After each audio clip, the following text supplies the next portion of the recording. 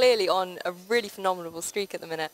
So it would be great to see what he can do. Yeah, wow, and his opponent Alvaro, I'm not very familiar with him, but it looks like he's one of those Spanish local players. He's our Spanish representative. We've talked about so much. Yeah, the Spanish community just has like so much depth, whereas in other countries, usually you kind of always like know like most of the top players and who to expect to do well.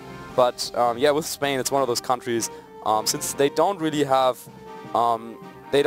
as many like super big tournaments. But when there's a big tournament, then yeah, they will be ready and they will be here, and this is what we're seeing here. Exactly, we can guarantee they're going to come out fighting, and let's take a look at their team. So Alvaro will be bringing a Gigalith, Gastrodon, Kartana, Tapu Koko, Arcanine and Porygon 2, whereas Peter has brought with him from Ireland Arcanine, Tapu Lele, Garchomp, Celesteela, a Alolan Ninetales and a Alolan Muck as well. So it'll be really interesting to see the weather wars going down here with that Alolan Ninetales and Gigalith.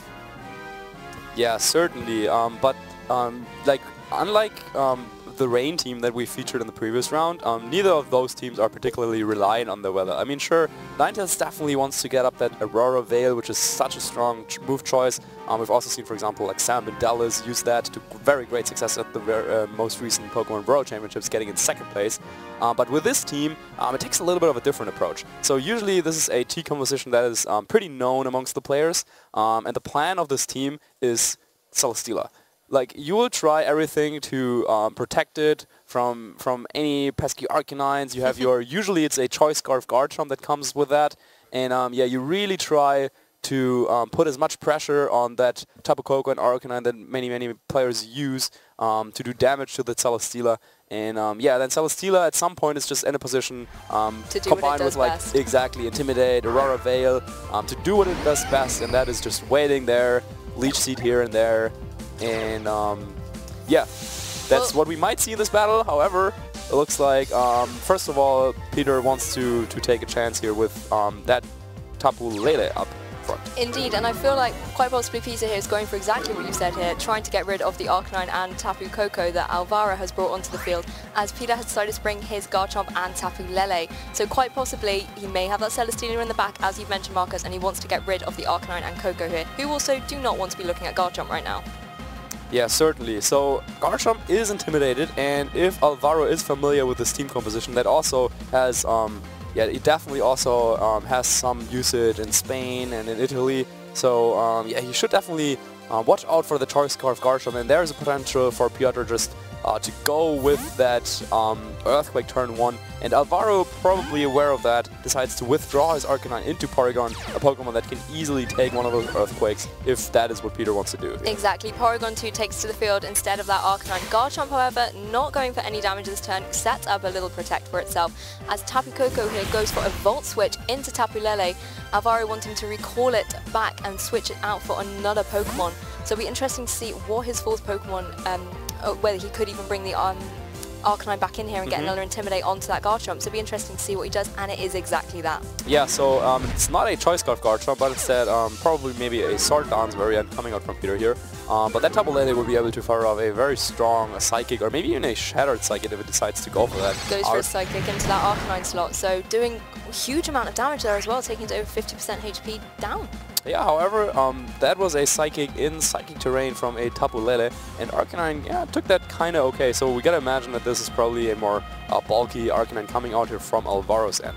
However, it's now left in that weird HP base, or HP stat where it doesn't really activate the berry yet, but it also can't really get itself there because both the Garchomp and the Tapu Lele threaten to get a KO on the Arcanine that turn. However, Porygon is the one thing on Alvaro's side who's like sitting there pretty comfortably, threatening Ice Beam into the Garchomp, maybe has to deal with potential Taunt from the Tapu Lele, so can't use like Trick Room as freely, but yeah, Muck is one of those Pokemon that he can use to really shut down that Porygon. Exactly, and Garchomp probably wanting to reset those Intimidates it had against it, switches out for the Alolan Muck as Arcanine goes for a Protect. We see no... Ooh, yeah, not another sure what Psychic. Psychic went into Arcanine there as Porygon 2 goes for the Trick Room. I should really brush up on my Spanish when commentating in Spain. Yeah, I mean, I'm just guessing here really, but it looks like the Porygon decided to set up the Trick Room right here, and yeah, now with a Muck, that was definitely one of the switch-ins that Peter could really use here. Because Muck now not only doesn't really take too much damage from the Porygon, it can't be like even toxic or anything, but it also underspeeds the Arcanine and now threatens to go for a knockoff to get rid of that berry instantly. So maybe Alvaro was hoping that with the Trick Room he could then proceed to activate his own berry by like going for that Flare Blitz. But now Trick Room is kind of working against him a little bit, and that's usually one of the identifications, or like something that hints towards your opponent like making a good play. If you can use the Trick Room that your opponent sets up, since it's for everyone, if you can use that for your advantage here. Or you could always bring in one of Trick Room's favorite Pokemon, and that is the Gigalith, going to bring the Sandstorm with it as well. Of course, Muck is going to also love being in this environment. It goes straight for a knockoff into that Gigalith slot. Doesn't knock anything off though, indicating that there is a Z Crystal on that Gigalith. Ice Beam coming out into the Muck, does a little bit of chip damage as Tapu Lele goes for a Psychic into Gigalith, again into Rain. That's going to do a huge amount of damage. Yeah, Peter going here for a double target into that slot. So really, even though the Gigalith, as you were mentioning, doesn't take additional damage from that knockoff due to the fact that its item won't be knocked off. With that Psychic really doing so much damage, and now Gigalith, it was full when it switched in, and now it's like barely sitting at 25 percent of its HP. And the Porygon, as we just saw, really doesn't offer too much damage potential either with that Ice Beam. I mean, with the Sand, it does a little bit of damage, but that Muck really sitting strong there. So now, if you're Alvaro, you probably want to fire off the Z move this turn, but you gotta predict which of your opponent's Pokemon might go for that Protect, because that's definitely not what we want to hit. Exactly, and he wants to also weaken that Alola Muck, so he switched out his Porygon 2 for the Arcanine. Switches out the Tapu Lele on Peter's side though, not wanting to take any damage from this Gigalith for the Celesteela. That's a Pokemon that Gigalith does not want to be facing down either. Muck going for the Protect, saving itself from any damage, and Gigalith does activate its Z Crystal. We see the Rockium Z Dance come out here from Alvaro's side of the field, and Gigalith, oh, he looks mean. He looks ready to go. Yeah, he definitely wants to throw a very, very big rock on someone. And if you're Alvaro, then I hope that he went after the Celesteela, because because with that, now even though Peter has some options to take out the Arcanine on Alvaro's end in the back with both the Tapu Lele and the Garchomp. That Celesteela will have a hard time to come back in terms of HP regeneration, because usually one of the issues that people have when trying to remove Celesteela from the field is with leftovers and Leech Seed, it just regenerates HP like so quickly. With that Arcanine still being a factor, Alvaro should be probably fine dealing with it here. Indeed, that Continental Crush doing so much damage onto Celesteela. It's just such a powerful Z move. Obviously, Gigalith has access to loads of other moves that it's going to be the quickest Pokemon on the field now in Trick Room. It could be going here for a Rock Slide, could get some flinches, possibly even a Stone Edge to go for the greater damage. So it'll be interesting to see what it goes for here in this situation. Yeah, you definitely got to imagine that Gigalith carries Stone Edge based on how much damage that Continental Crush did through the Celesteela. And it looks like Peter wants to get in a Pokemon that has a positive matchup against both Arcanine and the Gigalith by switching to Garchomp right here. Exactly, that's why he brings his Garchomp in. Not going to take too much damage from this Rock Slide. It does connect on both Pokemon. Activates the Berry on Muck, who's going to just enjoy a little bit of a snack there after taking that Rock Slide. Restores 50% of its health. Oh, it looks like Muck actually was flinched there by the Rock Slide. I'm not entirely sure. What did Arcanine? That might have been Will-O-Wisp here. There we go, and it missed as well. So flinches and misses here. That was an absolutely crazy turn. Yeah, certainly. And now Peter's mission of trying to outlast the Trick Room, looks like it's gonna be successful here. Because even though both trainers are still at 4 Pokemon, both the Gigalith as well as the Arcanine on Alvaro's end are severely hurt. Whereas the Muck and the Garchomp on Peter's side, they look kind of healthy. I mean, his Celesteela in the back already took a lot of damage, but with that Garchomp, if you can maybe get off Big Earthquake this turn or set up a Swords Dance, then it looks like that Garchomp can be very, very difficult for Alvaro to deal with. So Will-O-Wisp on his Arcanine could be one of the means, but I'd be doubtful that he can get that off of this game. Indeed, Will-O-Wisp would be a good way to shut down that Garchomp. I don't believe we've seen the item on it either, so it could be carrying that Tectonic Rage, which not many of Alvaro's Pokemon want to be taking. We actually see the Tapu Koko switch in here for the Gigalith, going to bring an electric terrain to the field, make everything beautiful and yellow. As Garchomp decides to just go for a Protect, doesn't want to risk maybe taking another Will-O-Wisp or any additional damage from that Gigalith. Muck goes for knockoff into Arcanine, isn't quite enough to pick up the KO, but I do believe the Sand will do its job at the end of the game, and we did see Arcanine there, I believe, go for another Will-O-Wisp into Garchomp's Protect. Yep, and yeah, that should be the last turn of Trick Room, I think, but Muck now able to knock out that Arcanine, so there's no more Intimidate, and also not going to be any more Will-O-Wisp for that Garchomp. So yeah, Tapu Koko coming in on a perfect turn here for Alvaro. I mean, he's probably like really used to timing his Trick Room and bringing in the fast Pokemon on his team. Because with a team like his, you really want to utilize the Porygon 2 and Gigalith combination under Trick Room. However, outside of Trick Room, yeah, the Tapu Koko is really what carries much of the weight here. And yeah, with Garchomp from Piotr not being a Choice Scarf variant, that Tapu Koko now will have the speed advantage and will probably be able to do a lot of damage with Dazzling Gleam. But Garchomp should also be able to hang in there. However, yeah, Ice Beam on Porygon 2 is also a threat that Piotr has to respect here. Indeed, and the Tapu Koko also threatened by the Muck. But we do see Garchomp just leave the field in return for that Tapu Lele. It's going to set up its Psychic Terrain again, which it absolutely loves to be in, and will also weaken the damage that Tapu Koko is going to deal out. Everything is purple and beautiful. Exactly, purple and beautiful now. Tapu Koko goes for a Protect, no one needs to take any damage, as Porygon 2 does go for an Ice Beam into that Tapu Lele. Muck targets down the Tapu Koko, quite possibly with a Poison type move there. Yeah, exactly. But yeah, now bringing in the Tapu Lele, Piotr has two Pokemon that threaten that Tapu Koko, and just try to go for the Protect. So yeah, if Alvaro wants to keep that around, he probably wants to go for a Volt Switch and maybe like get rid of his own Gigalith so that he can reset the terrain. However, at this point, I think Piotr really has to think about, okay, like what could go wrong here for me? And I think one of the things that could go wrong is him not being able to knock out the Porygon 2. And so his Muck will probably have the very important job of getting rid of that pesky Eviolite, boosting the defense and the special defense on that Porygon 2, making it so difficult to knock out.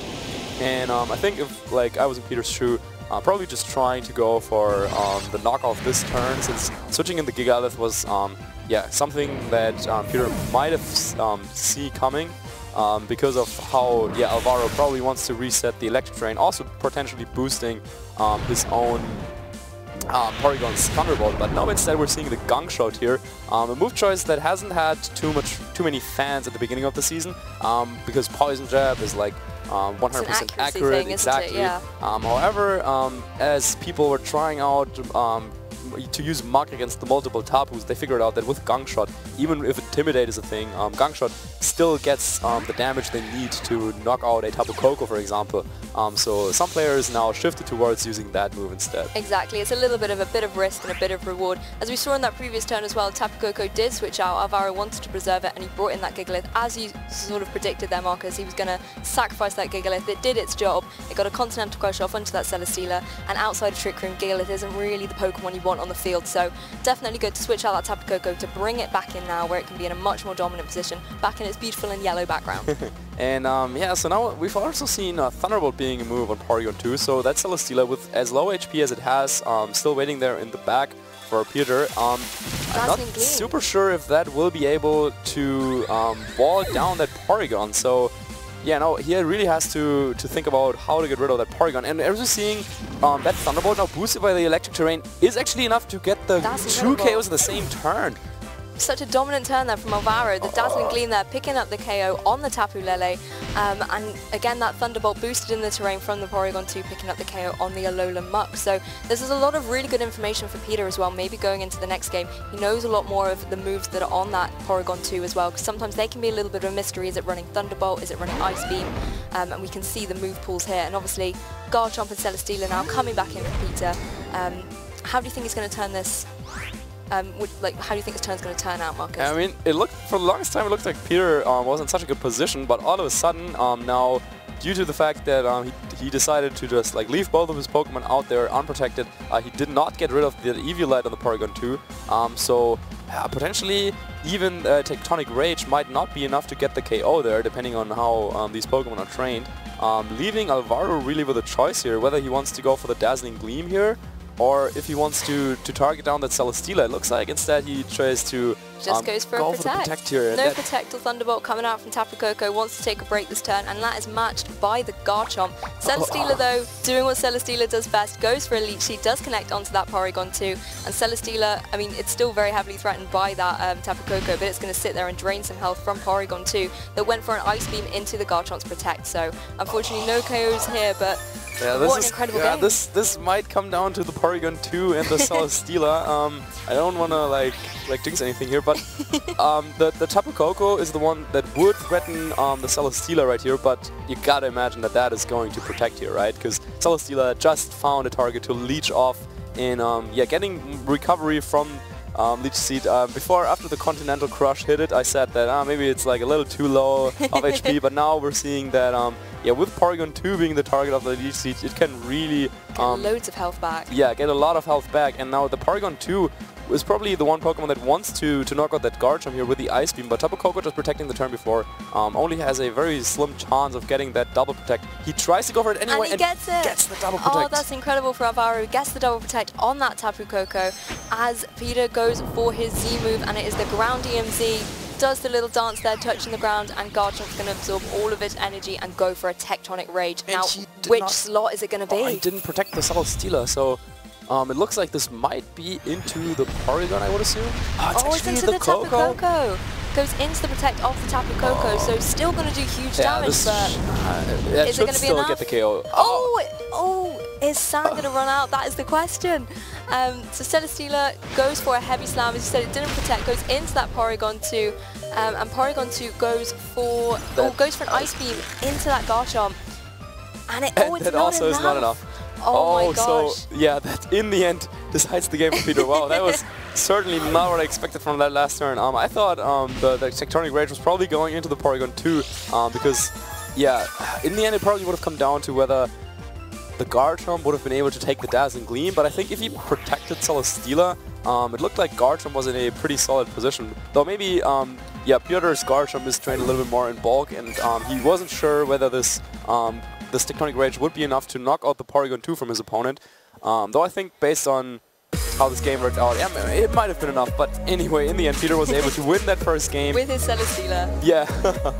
So, both trainers probably, things went a little bit wilder at the very end, but it was Peter, so dynamic. It was incredible. Yeah, certainly. It's one of those matchups where with the Porygon and the Tapu Koko combination, you want to go for the Volt Switch, switch out, bring in your Trick Room Pokemon and set up Trick Room the same turn. He wasn't really able to do. Alvaro wasn't really able to do that this time around, but still with the Tapu Koko being so flexible with Volt Switch, he still was able to get like the double Intimidate on the Garchomp the first turn, and for the longest time, it looked like. Yeah, with a Porygon 2, he had the one Pokemon that would be so difficult for his opponent to take down. But then on the other side, we had the Garchomp on Piotr's end, and it proved to be pretty difficult for Alvaro to take that out, despite having access to Ice Beam on the Porygon, despite having like the Dazzling Gleam on Tapu Koko. So yeah, maybe if he has another option to try and hit that Garchomp, then he probably wants to go for that in the second game. Definitely. I mean, with the Porygon 2, we were talking earlier about how bulky that Pokemon is, and it can just stay on the field for a long time with its EVO-like item. But it means, because it's so bulky, it doesn't necessarily dish out as strong power. So even with Ice Beam and Thunderbolt that threatened Garchomp and Celesteela, the power just wasn't quite enough. And unfortunately for Alvaro, his own Sand from his Gigalith there working against him with his Tapu Koko. But we will be going into a game 2 here with Peter taking taking game 1 and having the lead going into this game 2. So just a quick recap on these teams. For Alvaro, we have the Gigalith, Gastrodon, Kartana, Tapu Koko, Arcanine and Porygon 2, whereas Peter has the Arcanine, Tapu Lele, Garchomp, Celesteela, Alolan Ninetales and Alolan Muk. So how do you think Alvaro could adjust here? That's always a tough question, of course. I think Gastrodon, if Piotr decided to bring the exact same Pokemon, then Gastrodon fares kind of decently against almost all of them.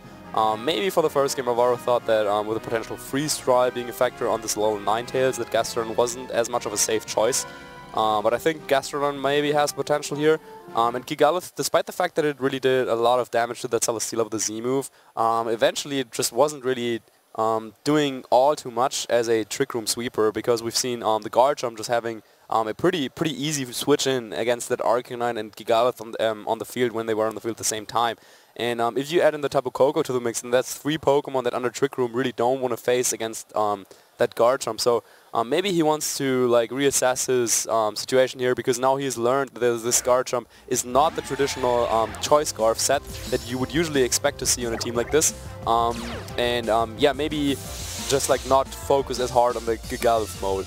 Exactly, you can maybe take all the information he learned in Game 1 and really adapt it into his Game 2 strategy. And we can see from his side of the field he's bringing out that Tapu Koko and the Porygon 2, whereas Peter has brought his Arcanine and that Alolan Muck. So Alolan Muck here immediately thinking maybe a knockoff? Yeah, Alolan Muck is such a good position here. He can either hit the Tapu Koko with a Poison type attack, though I would be surprised if Alvaro didn't like just Volt Switch out into something that has a better position here. Yeah, and that Gastrodon would potentially come to mind, so we might see some of that.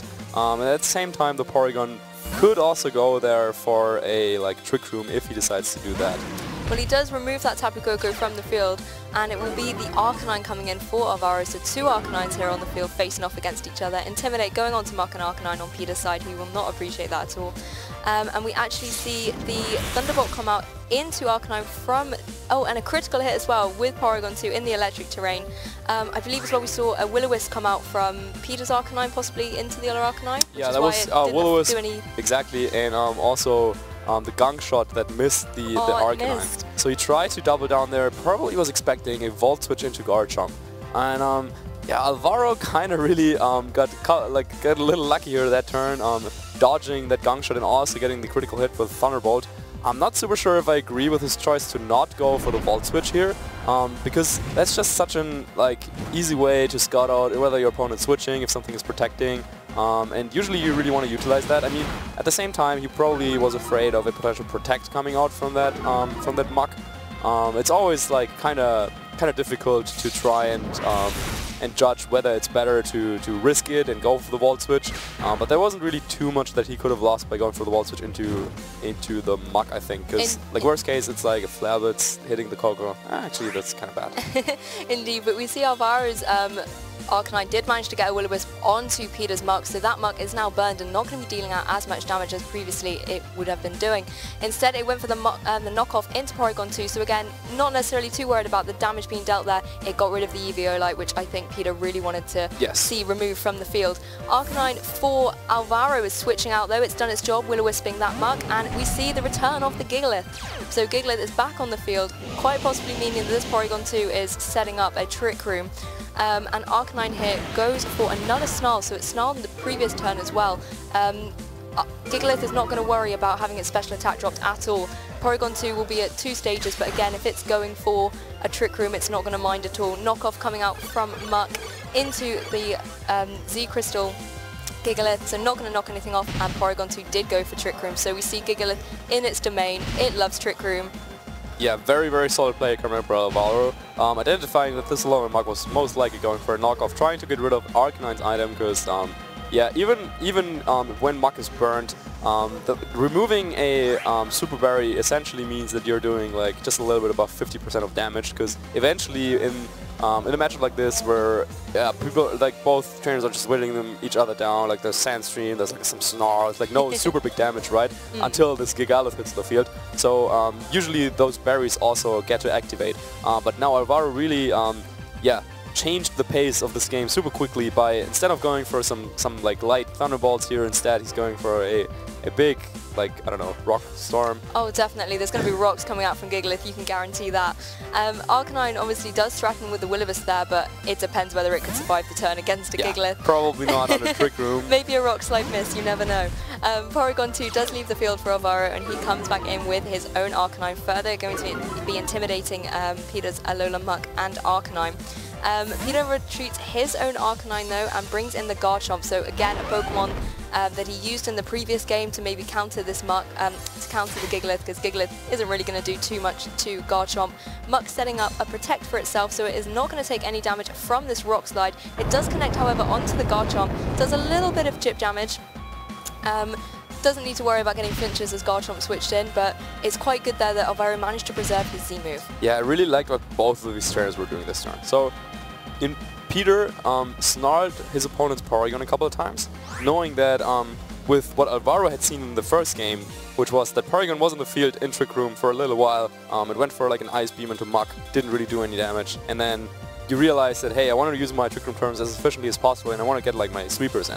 So Tapu Koko is out of the questions just based on how fast it is, and you don't really want to switch that into Muck or Arcanine. So the logical choice for Alvaro was to call back his Porygon and switch into Arcanine. However, Peter identified that and brought out his own Garchomp, so now he doesn't even have to like waste a turn switching it, because he already has it on the field right now, right here. And we've seen Tectonic Rage being available for him, and so if you wanted to, you could just go ahead and like Protect Earthquake or just launch the Tectonic Rage into one of the targets. However, once again, he decides to play ahead, or like to plan ahead, and is withdrawing his Garchomp into that Arcanine. Definitely, he's definitely thinking a few turns ahead there, and he switches out his Garchomp, preserving it, brings an Arcanine that fires off an Intimidate onto Gigalith and Arcanine, but I think Gigalith had the edge on there, sets up a Curse, so is going to reset its attack stat to neutral. Knockoff coming out from Muck, connecting with the Arcanine.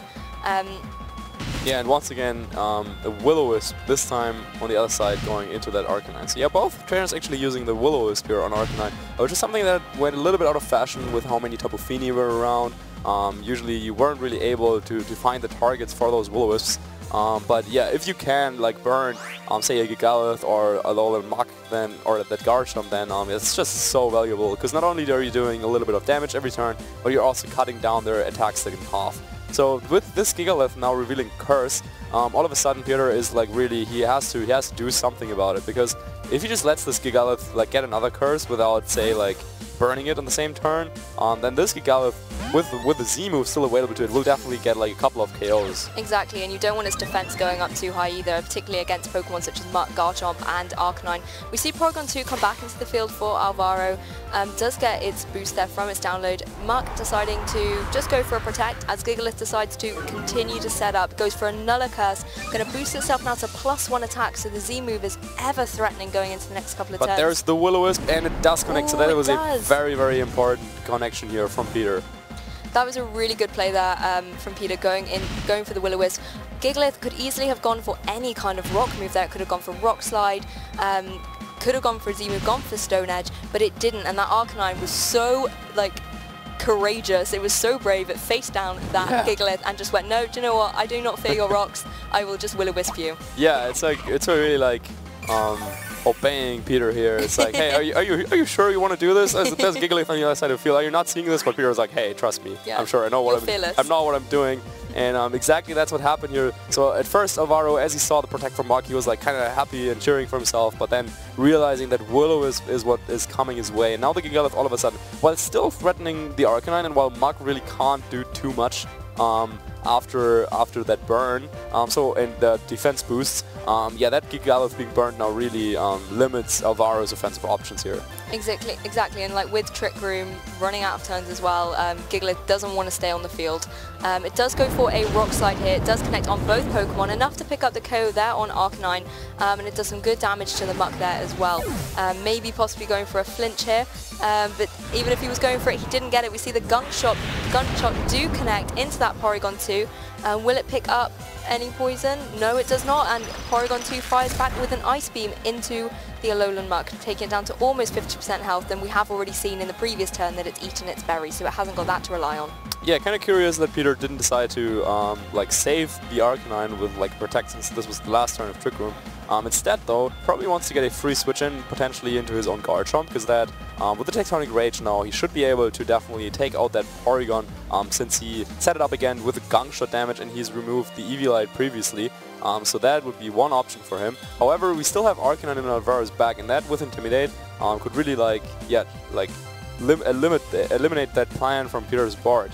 He still switches in that Garchomp and probably looks to get rid of that Porygon as soon as possible, because Ice Beam is of course ever so threatening here. Exactly, and Porygon 2 would quite possibly be safe just to set up another Trick Room here and put Gigalith back into the terrain that it loves. I know it has been burnt there, but if Gigalith maybe had a few more turns to set up some more curses, can boost its defenses against this Muck and Garchomp, and then raise its attack up a little bit as well. And it does still have access to its Z move, and it'd be a shame for Alvaro not to at least get that powerful damage off in the field. But I think maybe switching to Arcanine could have been what could have saved Alvaro's Porygon 2 here, but now with this Tectonic Rage coming in from Peter, this should be going into the Porygon 2. Yeah, there's such a powerful Z move here, obviously coming off Earthquake. Garchomp's just so ferocious here, goes straight into that Porygon 2, takes it right down into the centre of the earth. You can see its little face there, it doesn't want to be there at all. And it does huge amount of damage, and it is enough to pick up the KO on that Porygon 2. No more Ice Beam, no more Trick Room going on here. Muck goes for another Gunk Shot, does connect it again, goes straight into that Gigalith. Not going to be doing too much damage at all though, thanks to those Curse boosts. Yeah, that was probably doubling up into that Porygon 2 for the potential Arcanine switch. And however, I'm not really sure if that after Intimidate would have been enough to knock out that Porygon. But then again, he got rid of the Evilite, so probably actually yeah, would have sealed the deal there. So yeah, Alvaro not really left with too much of a choice, since he did not. His entire team essentially doesn't really have any great ways of taking that Tectonic Rage. So instead, he tries to come back here and uses that Z move, the Continental Crush. But yeah, after the burn, despite the fact that he got off those two curses to yeah, turn the Intimidate into like a boost for his Gigalith, essentially, yeah, with that damage, yeah, not enough to really threaten the Garchomp. However, now since he still has Tapu Koko in the back, Dazzling Gleam should now be enough to get a knockout there. And yeah, it's still anyone's game, I guess. Definitely, particularly as the Porygon 2 has now left the field. Gigalith isn't necessarily going to be the strongest Pokemon for Alvaro, as he can't get the Trick Room up. And even though he has been hit with the Will-O-Wisp, that still did a good amount of damage to the opposing Garchomp. And Continental Crush is not a move you'd normally want to go into a Garchomp slot, but as you said, it might have been just enough to put it in Dazzling Gleam range for the Tapu Koko that's now joined the field. Yeah, and with Muck being burned, even that more powerful choice of Poison Move in Gunk Shot over Poison Jab won't be able to KO that Tapu Koko. But once again, Alvaro is playing like very, I don't know, careful, I guess. Yeah, like waiting for that Protect to come out from Peter's Garchomp, and it works this time around. So I'm expecting, yeah, that was the Gunk Shot into that Protect. And yeah, Gigalith's Rock Slide will probably also do a little bit of damage against that Muck, but that Protect was really just to scout out Garchomp's Protect. Exactly, we saw matching Protects there from Tapu Koko and from Garchomp. Obviously, Rock Slide going last now outside of Trick Room. I'm not going to be dealing too much damage to any of these Pokemon. Gigalith is sort of like a little bit of a sitting duck there. I think Peter can kind of ignore it going into the next couple of turns, but he does have to be really careful of this Tapu Koko. Yeah, the question now is whether Dazzling Gleam would actually knock out both the Alolan Muck as well as the Garchomp, because if that is the case, then Peter has a pretty difficult choice to make, which is which of the two Pokemon he wants to save, if he can even save any of them, because we haven't seen his last Pokemon. Okay, he but we're about to see it. And it's the Tapu Lele, and I think that's probably the best Pokemon that he could have asked for, because yeah, like Celesteela or Ninetales, like neither of those do particularly much against the Tapu Koko. But yeah, with the Tapu Lele, you can definitely threaten the high power Psychic here. We do actually see the Dazzling Gleam. It was enough to pick up the KO on Garchomp, who unfortunately failed to get its double Protect for Peter. Garchomp will go down, and we reveal the Life Orb there on Tapu Koko as well.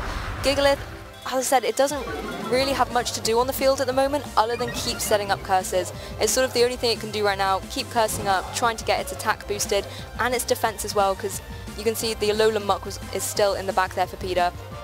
If Gigalith boosts its defense up really high, Alolan Muck's not going to be able to do too much to it. But Tapu Lele is a very different case. Yeah, but after like all those cursing and intimidating and Will-O-Wisp, the Gigalith is now essentially back to where it started, with like a neutral attack set in a way. It's had to work hard. Yes, it definitely did. But now, yeah, with Stone Edge, that probably does a lot of damage to Tapu Lele. And yeah, we're in this weird phase where Tapu Lele in 1v1 would beat every single Pokemon on Alvaro's side. But since we're of course playing double battles, it's not as easy. And we're seeing a couple of protects here this turn. Definitely from the slower Pokemon here, Alola Muck and Gigalith going for protects as Tapu Koko fires up a Volt Switch into Tapu Lele, going to be going back to Alvaro, and we will see the Arcanine come out here, as that is the only Pokemon Alvaro has left in the back. Going to get a nice Intimidate off onto the Alola Muck. Probably a really good switch here, because even if Arcanine goes down, he's able to bring his Tapu Koko in next turn and reset that terrain and put him in a really good position, weakening Lele in its Psychic terrain that it loves to be in so much. Yep. Tapu Lele goes for a Psychic into the Gigalith Protect there, so unfortunately it's not going to be picking up any KOs on this Arcanine, and Arcanine's here to stay into the next turn. Yeah, it looks like Peter was really hoping that his opponent would Volt Switch into that Muck, thinking that Peter would protect the Tapu Lele because it was obviously the threat. But if you always like just play by that, trying to attack the most threatening Pokemon, that makes you a little predictable, right? So instead, sometimes though, you also gotta go with that play, and which is what Alvaro did. And with that Volt Switch on the Tapu Lele, it looks like that damage will be enough to have his Tapu Koko clean the board in the end with the Dazzling Gleam. He also has Arcanine, of course, to knock off one Pokemon, sets you off the Muck, and yeah, Tapu Koko will be able to clean up the game for Alvaro. Both players already shaking hands, and yeah, that means we will be going to that Game 3. Game 3 though, round 7, that's very, very exciting to see. Obviously we did see the Tapu Lele there go for the Psychic into Gigalith, did a huge amount of damage in its terrain, and picked up the KO there as Arcanine managed to pick up the KO on the opposing Muck. Now that the field is once again beautiful and yellow, Tapu Koko is going to be able to take this game out for Alvaro, and Game 3, it's going to be really exciting to see how these players are going to adapt, how they're going to focus their energy this late in the day. There's a lot on the line, as we've said previously. These players are 5-1. Tapu Koko there firing off a Thunderbolt, not going to mess around, just picks up the nice easy KO there on Tapu Lele and takes Alvaro from 1-0 down to 1-all. Yeah, no, it's anyone's game all of a sudden, right? Peter decided to not bring the Celesteela that essentially gave him the victory in the first game, which is always a very difficult decision to make if you're a team preview. Like, if that's the Pokemon that really carried you through a game and like, yeah, gave you the victory. Like, I'm sure Peter didn't forget about that in preview, no. But yeah, he's just thinking like, no, like he'll probably prepare for this a little more. He knows that even after hitting that Continental Crush, he just needs to focus a little bit more on like actually taking out the Celesteela. But this game around, it looked like yeah, he was able to get off that knockoff onto the Porygon. He got the Tectonic Rage off into the Porygon, so it looked like he was in a good spot here. But in the end, just the Tapu Koko was really the one key Pokemon on Alvaro's side that was able to then, after Trick Room was over, outspeed everything. And that's kind of like the thing with, if you have Gigalith being the slowest Pokemon and then Tapu Koko being the fastest Pokemon. You've got fast and slow modes to your team. Exactly, and it's so difficult for Piotr to do something about it because Tapu Koko outspeeds every single Pokemon of his, and Gigalith outspeeds every single Pokemon in Trick Room. So no matter what Peter really does, since his team doesn't have as concrete of a speed option as that Porygon with the Trick Room, yeah, he'll be in a speed disadvantage. And so I think the Celesteela is one of those Pokemon that unless you hit by that Continental Crush, can really just like sit there for a little while in Trick Room, like take the game slow and like maybe drop an Intimidate on the Gigalith and then switch back Arcanine out, and just you really need to try and stall out the Trick Room, because then afterwards have like the Tapu Lele and the Garchomp at high health, because those two can deal with the Tapu Koko. They can deal out huge damage, but like you said, you want them at high health, because if they're even slightly weakened, they can maybe deal out one attack but not be able to take another one going into the next couple of turns. Celesteela, we did see for Peter, like you said, did so well for him in Game 1. He let it have a little bit of a rest in Game 2, but quite possibly we could see him bringing it back in Game 3, trying to get another victory out for him here. Be exciting to see what Pokemon these players are bringing. We see the handshake come out from them. This is such an intense moment though, because it's Game 3, Round 7, you are X-1.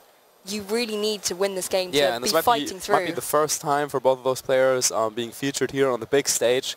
So they also maybe have some nerves, of course. Definitely, a little bit of adrenaline running. Yeah, because this might be the one tournament where they make a name for themselves. And yeah, it's gonna be that Game 3 that really decides on whose dream will live on in a way.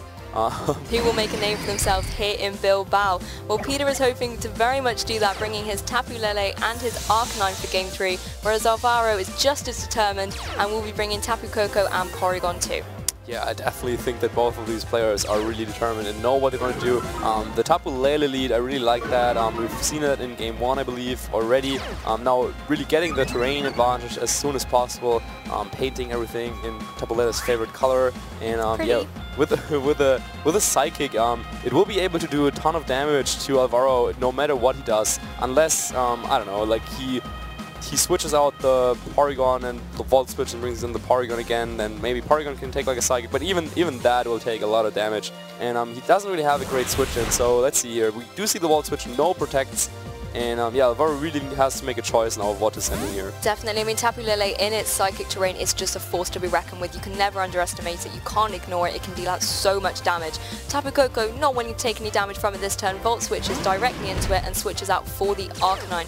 So again, we have 2 Arcanines here on the field. Intimidate going to be fired off from Alvaro's side, returning the Intimidate that we got from the leads. And Tapu Lele goes for a Psychic. It goes straight into what was the Tapu Koko, goes into the Arcanine slot, does over 50% damage and not enough to proc any kind of berry there. Snarl coming out from Arcanine gets one of the critical hits there. I missed which Pokemon it went on to, unfortunately.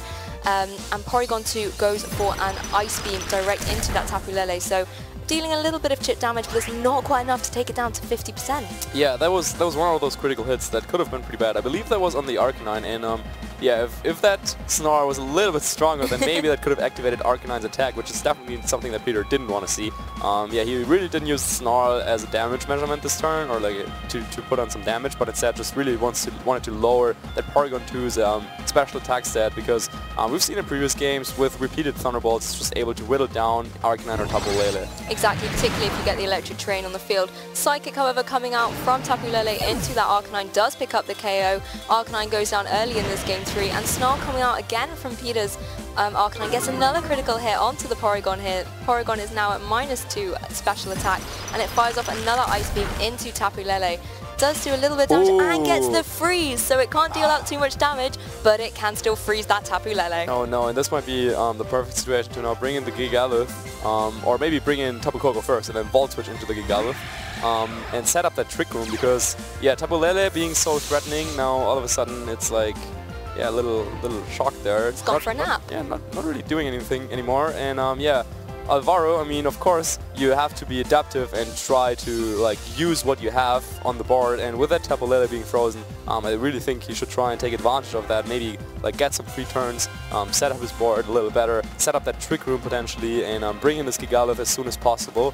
But yeah, we've seen that Porygon 2 already got a 2 special attack drops from that Arcanine Snarl, so Ice Beam against the Garchomp won't be as effective anymore. No, exactly, and we see actually that Garchomp does switch in for the frozen Tapu Lele. Quite possibly Peter is predicting what we might see here from the Volt switching Tapu Koko, which is the Gigalith coming in and Trick Room going up, but we will have to see. Alvaro has not revealed what his 4th Pokemon is at the moment, but it is that Gigalith. So Gigalith once again coming onto the field, going to bring the Sandstorm with it. Arcanine is not going to appreciate looking down at this Pokemon, but quite possibly we could be seeing a Will-O-Wisp go off. It's not, it's going to be a Snarl going into Gigalith and Porygon 2 here, so once again lowering the special attack of that Porygon 2 further, but I believe it has, oh yes, it has gone for a Trick Room, just trying to work out my Spanish there. Yeah, and I was talking about this exact scenario before, and on turn 1 of this game, Alvaro decided not to go for the Volt Switch, but instead just hard switch this Tapu Koko out. Now we were in a similar situation. Now he's brought out the Koko, and it looked like he could have gone for that Volt Switch to do some damage to the Tapu Lele or whatever would come in there, and we also knew that Tapu Lele couldn't protect since it was frozen. Or I mean, yeah, it could have tried, but the odds weren't that good. Exactly. So yeah, Alvaro could have just been like, just like Volt Switch there, set up Trick Room, and that's really what Peter realized. So he wanted to switch in his Garchomp, because the issue is that if Tapu Koko uses Volt Switch into the Garchomp, then there's a couple of things. So first of all, of course, no damage, but then also Tapu Koko doesn't switch out. So all of a sudden you set up Trick Room and have Tapu Koko on the field that can't really do anything. And then the switch to Gigalith is just so predictable that like a Will-O-Wisp into that slot could have come, and the Porygon already being at such low special attack also really would not have been able to do too much. So yeah, really good play there by Alvaro to go for the Volt Switch into the Arcanine instead. Exactly, and we see for Peter the return of his Celesteela. It switches in here for him from his Arcanine. Porygon 2 going for an Ice Beam into that Garchomp, really not going to do too much damage at all thanks to the Arcanine Snarls on Peter's side of the field. Gigalith has actually protected itself as Garchomp goes for an Earthquake here. Not going to be dealing any damage to Celesteela or Gigalith this turn, but does do some good damage on Porygon 2. Again, being such a bulky Pokemon, any opportunity to whittle down its health, Peter's going to have to take it. Yeah, now we're exactly in that position that we were talking about earlier before Peter, where he has the Celesteela and the Garchomp on the field against the low special attack Porygon 2 and the Gigalith. And even though now Alvaro has the speed advantage with Trick Room, he can't really do anything with it. I mean, he can try and switch in his, he could have tried to like switch in his Arcanine if that was still around. But yeah, it's not. So his only other option would be to go for that Gigalith and, to go for that Tapu Koko. And of course, in Trick Room, against that Garchomp, you really don't want to do that. So yeah, Garchomp just in such a good position there. Peter now realizing that, also like just throwing on another Intimidate on the Gigalith. Wouldn't be surprised if that Garchomp maybe just protected here, or even went for the Tectonic Rage just straight into that Gigalith. Well, we don't know what Garchomp's going for at the moment, but we do know what Gigalith has gone for. It has activated its Rocky MZ Crystal, and it will be going for a Continental Crush. This could be a double up into the Garchomp. It could be. That would be a really good way to get rid of it. Obviously, heavily threatening Alvaro's Gigalith. We see Gigalith jump up into the sky, absorb all the rocks, and it is, as you said, Marcus, going on into that Garchomp. So I wonder how much damage this is going to do. Yeah, after Intimidate, not too much anymore, but it could just barely be enough for that Ice Beam to get the KO. Usually you would be like, oh, of course the KOs, but after all those Snarls, the Garchomp hangs just hanging in there, enough for it to be able to activate its Ground EMZ Crystal in retaliation to Gigalith, and it will be far enough a Tectonic Rage. Now, I'm sure this is going into quite possibly the Gigalith here. Yeah, I would assume so. Definitely. I would have been too afraid of that combination KOing the Garchomp. I would not have gone for just the straight attack. I probably would have played like a little cautiously, just protected. But hey, Peter just slamming his cards on the table, getting the one-hit KO on the Gigalith, and now he can use the Trick Room to his advantage against that Tapu Koko that Alvaro is now forced to switch in. He would probably prefer to like maybe switch in like another Arcanine or another Gigalith, but yeah, unfortunately that's not how Pokemon works. So he's got to switch in his fast Pokemon, and now Peter really turned things around here, really playing his opponent here in this final game of this best-of-3 set. Exactly. Peter's Pokemon have just proven how fearless they are. We had the Arcanine before that faced down the Gigalith, and this time it's Garchomp. Garchomp obviously not necessarily threatened too much by Gigalith in general, but two Ice Beams and his Z move. It did so good, and you know, Peter setting up all those Snarls previously is really paying off for him now. And obviously Garchomp as well in the sand, it's not going to worry too much, it's not going to take any damage from it. So that was just an incredible turn there for Peter. His Pokemon there, really a trusty by his side. He has trained them so well. Yeah, and this Garchomp now decides that maybe it might be dangerous to stay around without protecting. Goes for that protect, and the same thing does Alvaro's Tapu Koko, which really waits for that Trick Room to expire. And Porygon 2, of course, still has a word in this. Because Peter doesn't have a concrete way of knocking it out, right? So yeah, Porygon just going for a recover. However, after all those special attack drop, it's hard to imagine that this Porygon can just take out Peter's entire team on its own. Exactly, and as Alvaro is down to his last two Pokemon, there's no way for him to be able to switch out that Porygon 2 and reset all of these Snarls, which Arcanine is pretty happy at this stage to just keep dishing out. Obviously, we've got to kind of be wary here of a Dazzling Gleam coming out from Tapu Koko once sort of Trick Room expires, if Alvaro is able to turn this around, but it's a crazy position here with 4 Pokemon versus 2.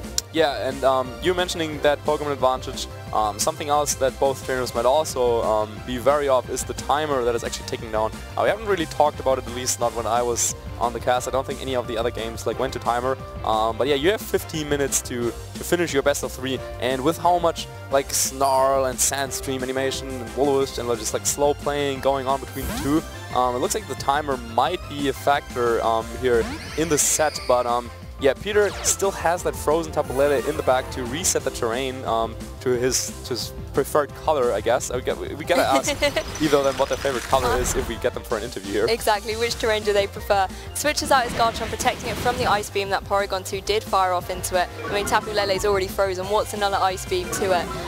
Arcanine does deal out another Snarl and further lowers the special attack of Porygon 2 and also a little bit on that Tapu Koko, which really pays off.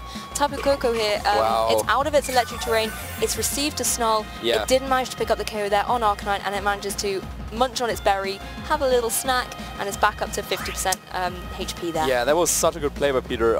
Resetting the terrain to Psychic Terrain, removing Koko's electric boosts, and then also going for that Snarl, so really limiting Tapu Koko's damage potential, and now is rewarded by eating that berry on the Arcanine, and now Trick Room is over, but that Tapu Koko probably with the lowered special attack set won't be able to just do enough damage to knock out that Arcanine.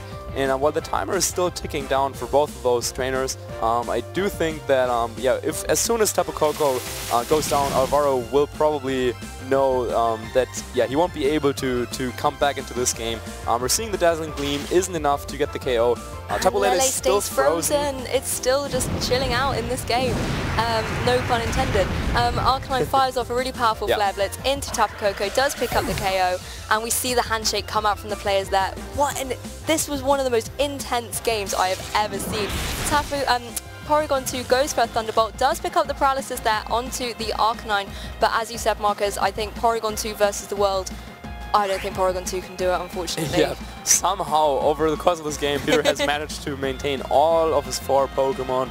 Incredible. Yeah, so really well played by Peter, well managed there, going for those multiple Snarls to get himself into a situation where that Porygon 2 wasn't any offensive threat anymore, and Alvaro wasn't able to switch out the Porygon to reset those special attack stats because he was always busy trying to do something with the other slots. So the Porygon just like hung out there for the entirety of the game, but in the end you can see Ice Beam against the not going to be dealing any damage. Yeah, not really doing anything. And also Peter, like, really keeping his cool after getting that freeze on the Tapu Lele. He knew that even if my opponent makes the correct play with the Volt Switch, which happened, he could, due to the multiple Snarls that he managed to get off onto the Porygon, that his Garchomp in the end was the hero, I would say, being able to take out the Gigalith from like almost full HP, taking those 2 Ice Beams and the like and the Z move, like a champ. So really, Peter really has to, like, I don't know, be thankful to that Garchomp because that was an incredible feat there. Definitely, and we can see in these last couple of turns that we're having, it's the same exchange here of Arcanine firing off Snarls into Porygon 2, just reminding it to put its special attack back down and tell it that it can't be dealing as much damage as it wants to be doing. And Porygon 2 firing off Ice Beams into Tapu Lele. It did eventually manage to pick up the KO on there. Tapu Lele has literally just stayed frozen this whole game, being able to relax a little bit. Garchomp here, looking at this Porygon 2, probably predicting it to maybe go for a recover or something, and sets up a Sword Stance, boosting its attack by 2 stages as Arcanine fires off another strong Flare Blitz into Porygon 2, but Arcanine does have to be wary of all the recoil that it's taking.